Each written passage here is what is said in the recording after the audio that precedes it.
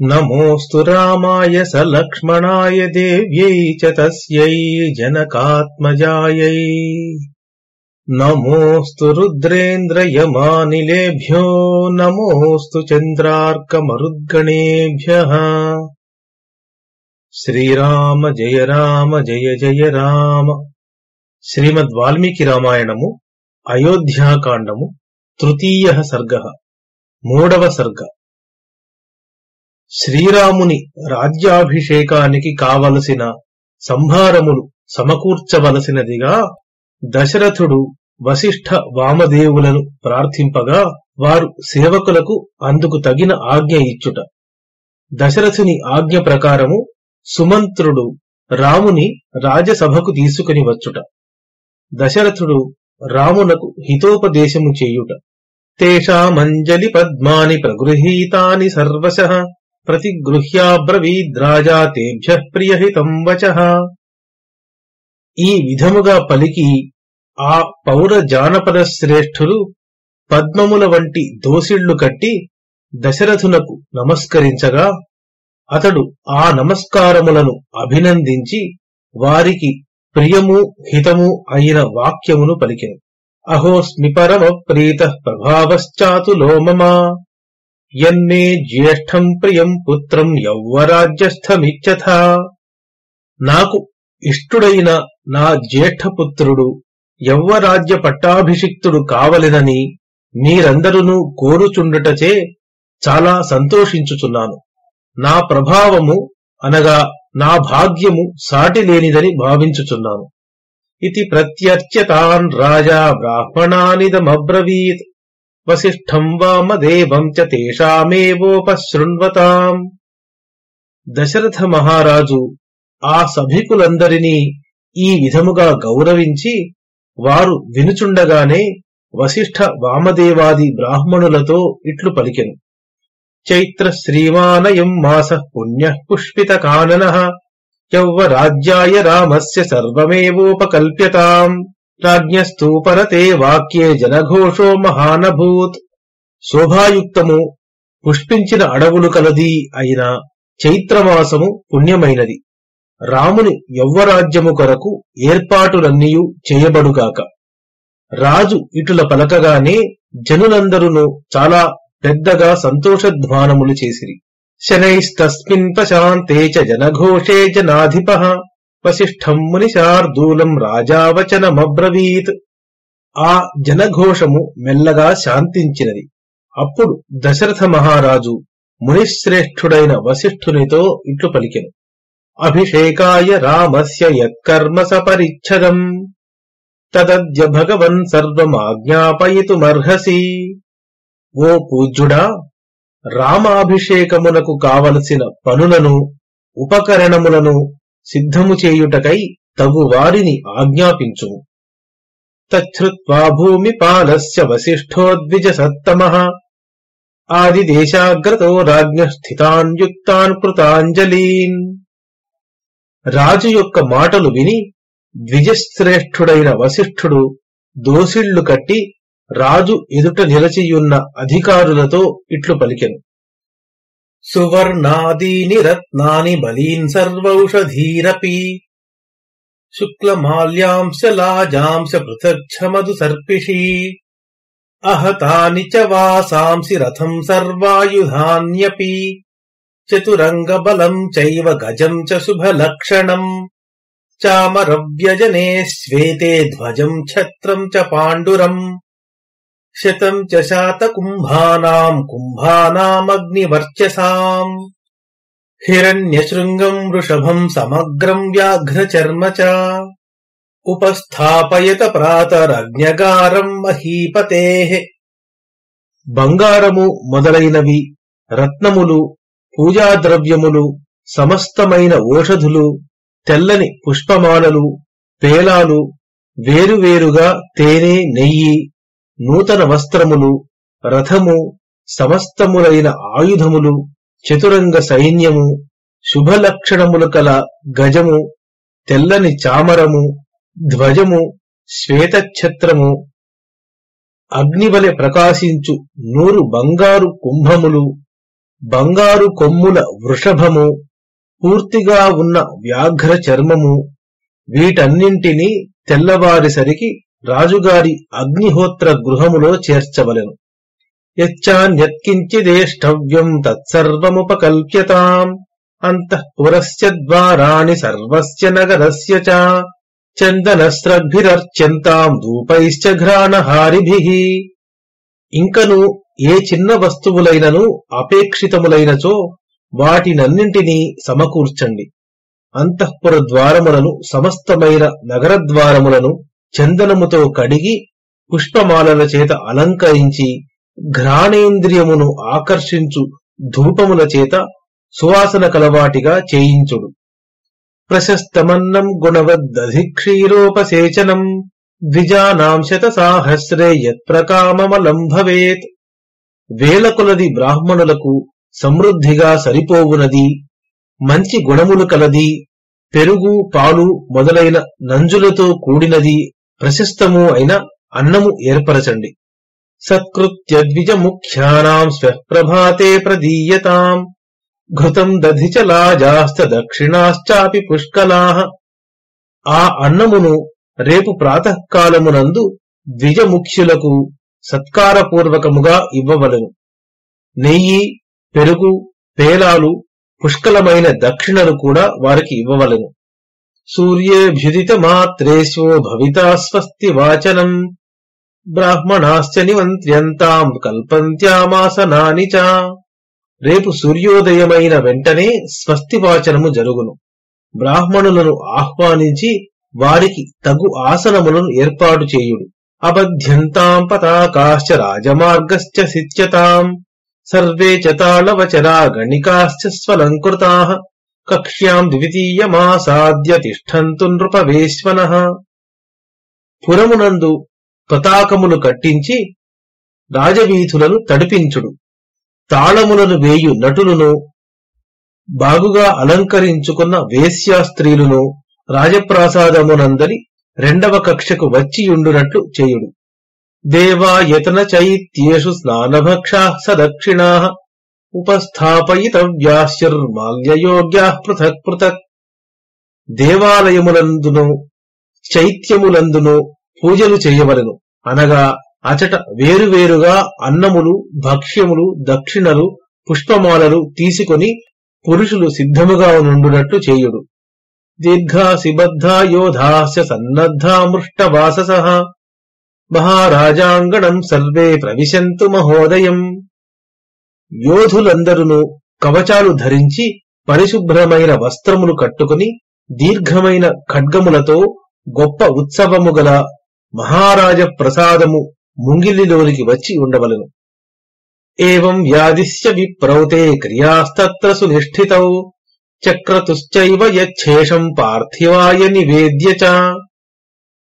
ఆ వశిష్ఠ వామదేవులు సావధాన చిత్తములతో అచట చేయవలసిన కార్యములన్నింటినీ ఆజ్ఞాపించి ఆ విషయమును దశరథునకు తెలిపి మిగిలిన పనులను కూడా నిర్వర్తించిరి. కృతమిత్యేవ చాబ్రూతామభిగమ్య జగత్పతిం యథోక్తవచనం ప్రీతౌ హర్షయుక్తౌ ద్విజర్షభౌ. తమ ఆజ్ఞ ప్రకారము అన్నియూ జరుగుచున్నందుకు సంతృప్తి చెంది ఆనందించిన ఆ వశిష్ఠ వామదేవాదులు రాజు వద్దకు వెళ్లి నీవు చెప్పినట్లు అన్నియూ చేయబడినవి అని చెప్పిరి. తతః సుమంత్రం ద్యుతిమాన్ రాజా వచనమబ్రవీత్ రామః కృతాత్మా భవతా శీఘ్రమానీయతామితి. పిమ్మట దశరథుడు సుమంత్రునితో ఆత్మనిగ్రహవంతుడగు రాముని శీఘ్రముగా తీసుకొని రమ్ము అని పలికెను. సతథేతి ప్రతిజ్ఞాయ సుమంత్రో రాజశాసనాత్ రామం తత్రానయాంచక్రే రథేన రథినాంబరం. సుమంత్రుడు రాజు యొక్క ఆజ్ఞానుసారము మహారథికుడైన రాముడిని రథముపై నెక్కించుకొని అచటికి తీసుకుని వచ్చుటకు వెళ్ళెను. అథ తత్ర సమాసీనాస్తథా దశరథం నృపం ప్రాచ్యోదీత్యాః ప్రతీచాశ్చ దక్షిణాత్యాశ్చ భూమిపాః మ్లేచ్ఛాశ్చార్యాశ్చ ఏ చాన్యే వనే శైలాంతవాసినః ఉపాసాంచక్రిరే సర్వే తం దేవా ఇవ వాసవం. సుమంత్రుడు రాముడిని తీసుకుని వచ్చుటకై వెళ్లిన పిమ్మట తూర్పు దేశాల రాజులు, పడమటి దేశాల రాజులు, ఉత్తర దేశాల రాజులు, దక్షిణ దేశాల రాజులు, మ్లేచ్ఛ దేశాల రాజులు, ఆర్యావర్త దేశానికి చెందిన రాజులు, వన పర్వత ప్రాంత పాలకులైన రాజులు అందరూ అచట కూర్చుండి దేవతలు దేవేంద్రుడిని సేవించినట్లు దశరథుని సేవించిరి. తేషాం మధ్యే స రాజర్షిర్మరుతామివ వాసవః ప్రాసాదస్థో రథగతం దదర్శాయాంతమాత్మజం. దేవతా మధ్యమునందున్న దేవేంద్రుడి వలె ఆ రాజుల మధ్య ప్రకాశించుచున్న రాజర్షి అయిన ఆ దశరథుడు రథమెక్కి వచ్చుచున్న తన కుమారుడిని ప్రాసాదము నుండియే చూచెను. గంధర్వరాజ ప్రతిమం లోకే విఖ్యాత పౌరుషం దీర్ఘబాహుం మహాసత్వం మత్తమాతంగగామినం చంద్రకాంతాననం రామమతీవ ప్రియదర్శనం రూపౌదార్యగుణైః పుంసాం దృష్టిచిత్తాపహారిణం ఘర్మాభితప్తాః పర్జన్యం హ్లాదయంతమివ ప్రజాః నతర్పసమాయంతం పశ్యమానో నరాధిపః. ఆ రాముడు రూపవేషాదులచే గంధర్వరాజు వలె ఉన్నాడు. అతని పౌరుషము జగద్విదితమైనది. మహాబలశాలి అయిన మదించిన ఏనుగు వలె నడుచు అతని చేతులు చాలా దీర్ఘమైనవి. చంద్రుడి వలె మనోహరమైన ముఖముతో చూచుటకు ముచ్చటగా ఉన్నాడు. రూపము చేతను, ఔదార్యము చేతను, ఇతర గుణముల చేతను పురుషుల దృష్టులను మనస్సులను ఆకర్షించుచున్నాడు. అట్టి రాముడు వచ్చుచుండగా చూచుచున్న దశరథ మహారాజులకు ఎంత చూచినను తృప్తి కలుగలేదు. అవతార్య సుమంత్రస్తం రాఘవం స్యందనోత్తమాత్ పితు సమీపం గచ్చంతం ప్రాంజలి పృష్ఠతోన్వగాత్. సుమంత్రుడు ఆ రాముడిని రథము నుండి దింపి అతడు తండ్రి దగ్గరకు వెళ్ళుచుండగా అంజలి బంధించి అతని వెనుకనే వెళ్ళెను. సతం కైలాస శృంగాభం ప్రాసాదం నరపుంగవః ఆరురోహ నృపం ద్రష్టుం సహసూతేన రాఘవః.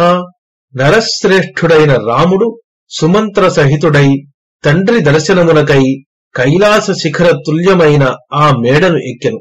సప్రాంజలిరభిప్రేత్య ప్రణతః పితురంతికే నామ స్వం శ్రావయన్ రామో వవందే చరణౌ పితుః. ఆ రాముడు అంజలి ఘటించి నమ్రుడై తండ్రిని సమీపించి రామవర్మాహం భో అభివాదయే అని తన పేరు వినిపింపచేయుచు తండ్రి పాదములకు నమస్కరించెను. తం దృష్ట్వా ప్రణతం పార్శ్వే కృతాంజలిపుటం నృపః గృహ్యాంజలౌ సమాకృష్య సస్వజే ప్రియమాత్మజం. దశరథ మహారాజు తన ప్రక్క అంజలి ఘటించి నమ్రుడై నిలచియున్న ఆ ప్రియపుత్రుని అంజలి పట్టి దగ్గరకు లాగికొని కౌగిలించుకొనెను.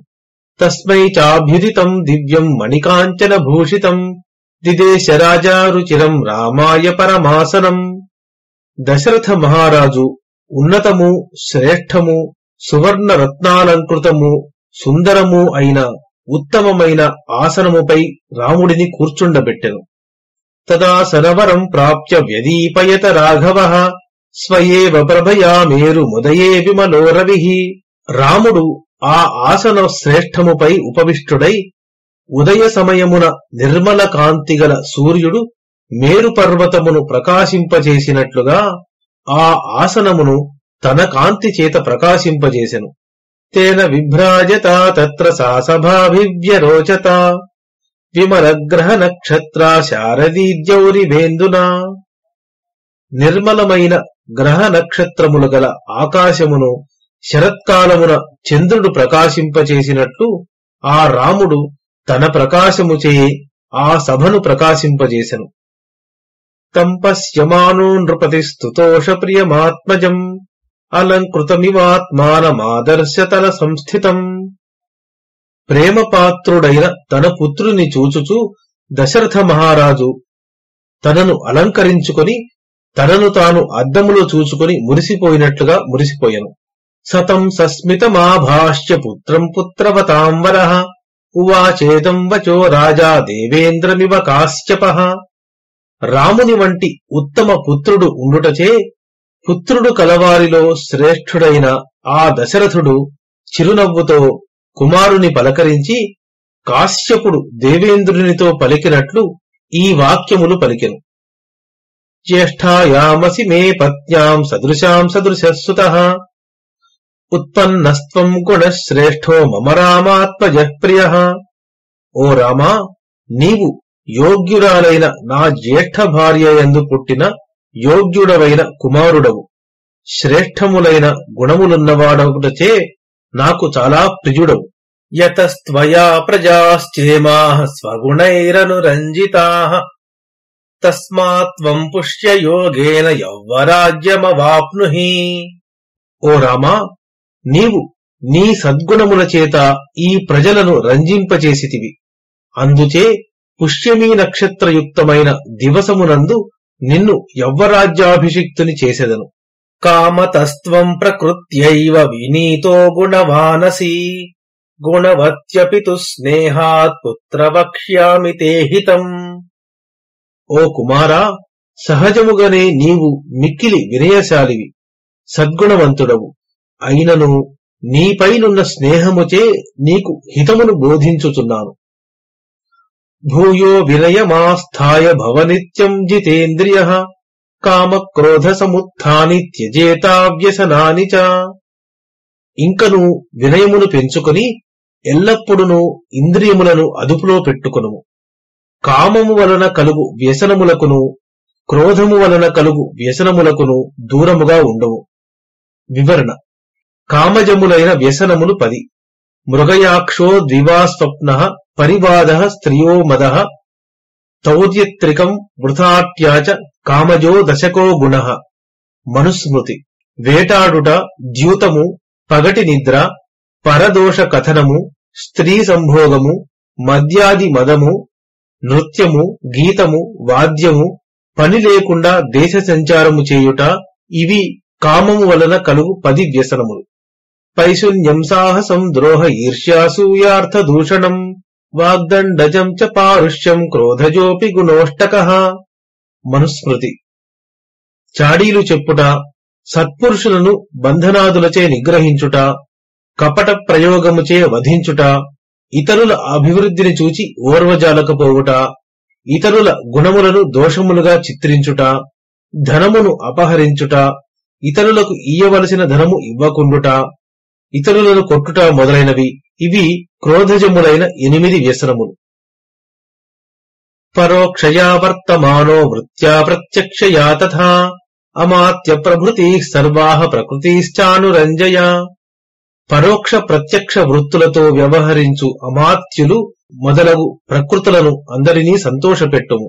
అనగా కొందరితో ఒకప్పుడు పరోక్షముగా అంటే ఇతరులతో వ్యవహరించవలసి ఉండును, అనగా వారిని ప్రత్యక్షముగా కలవవలసిన పని లేదు. ఒక్కొక్కప్పుడు కొందరితో ప్రత్యక్షముగా వ్యవహరించవలసి ఉండును, లేదా ఇతర రాజ్య వృత్తాంతములను పరోక్ష మార్గముల ద్వారా తెలుసుకొనవలెను. తన సొంత రాజ్య వృత్తాంతములను ప్రత్యక్షముగా తెలుసుకొనవలెను. వివరణ: స్వామ్యమాత్యౌ పురం రాష్ట్రం కోశదండౌ సుహృత్తథా సప్త ప్రకృతయో హేతాః సప్తాంగం రాజ్యముచ్యతే. మనుస్మృతి: రాజు, అమాత్యులు, దుర్గములోనున్న పురము, దేశము, ధనాగారము, సేనాబలము, మిత్రుడు అను 7 సప్త ప్రకృతులు.